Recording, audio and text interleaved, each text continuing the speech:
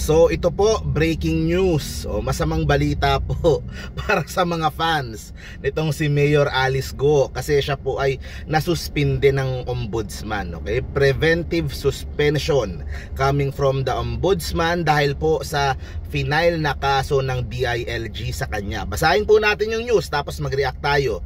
The Office of the Ombudsman has suspended Bamban Mayor Alice Go and 2 others for up to 6 months, according to GMA's Joseph Morong.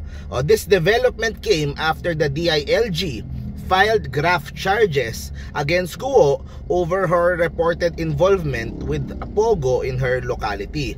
According to DILG Undersecretary Juan Victor Llamas, the charges were filed with the Office of the Ombudsman on May 24 and stem from the issuance of a permit to Hongsheng Gaming Technology Incorporated despite the company failing to complete the requirements and having an expired license from the Philippine Amusement and Gaming Corporation, PAGCOR. Guo has denied links to the Pogo operation. So bakit siya sinuspinde? Preventive suspension. Habang iniimbestigahan yung kanyang criminal case, siya po ay suspendido para hindi po niya magamit yung kanyang pwesto to influence yung kahit ano pong mga ginaganap na investigasyon. Kasi syempre pag nakaupo ka, pwedeng magamit yon para po maimbestiga, para ano yung kaso, di ba merong mga ebidensya diyan, merong mga tao diyan na kakausapin, mga witness, para hindi mo ma-influence yon. So siya po ay sinususpend, di ba? Katulad din po ng mga ibang mayor, yung mga ibang governor na sususpend kasi meron pong mga kaso na hinain po sa kanila. Pero sa case kasi ni Alice Go, ang masama diyan, pinayagan na nga nila na magka-permit ng walang license from PAGCOR, ay ang dami pang krimen na nangyayari mismo doon sa loob. Hindi pa nila binantayan ng maayos, di ba? At kung mapapatunayan sa korte, hindi natin sigurado, pero kung mapapatunayan sa korte, kasama pa siya doon sa operasyon, kumbaga she is involved doon sa buong operation kahit na dinedenay niya. Pero malalaman yan sa investigasyon. So ganun po ang mangyayari po. She is suspended.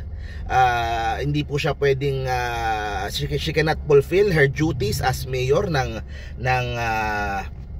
Bamban, Tarlac. So siguro punta tayo Tarlac one of these days, alamin natin yung totoong nangyayari at kung sino yung papalit sa kanya, sinong magte-temporary na mayor. June 5 sa Wednesday, kung di ako nagkakamali, executive session sa Senado. Kakausapin nila itong si Alice Go para walang camera, walang mga memes, walang mga viral Facebook moments. Kakausapin lang nila diretsaan, harapan. Ano ba talaga? Sino ka ba talaga? Bakit ka involved dyan? Ano ba talaga ang kinalaman nyo sa CCP? Ano bang kinalaman nyo sa ganito? Ano yung kinalaman nyo doon sa kaso sa Singapore na money laundering? Ayan, bakit ka tumakbong mayor? Sino ba talaga magulang mo? Sino ba nanay mo?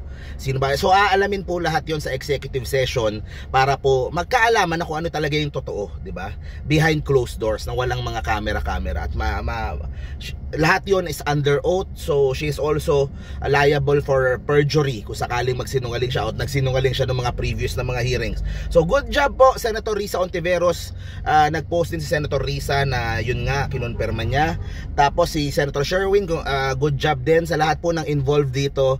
Good job po dahil ginagawa nyo ng mabuti yung trabaho nyo. Meron pong iba sinasabi ano daw ang importansya niya. Napaka-importante po ito kasi po kung merong hindi Pilipino na nagiging mayor, delikado po yan para sa soberanya po natin, diba? This is a matter of national security, national interest. Kailangan pong bantayan, kailangan pong tignan, kailangan pong alamin ng gusto kung ano ba talaga ang sitwasyon, ano ba talaga ang nangyayari, sino ba ang nagagamit para sa illegal na aktibidades, sino ba ang kinakausap diyan sa immigration, diyan sa statistics office, diyan sa sa NSO para yung mga birth certificate ay nagagawa ng mga peke.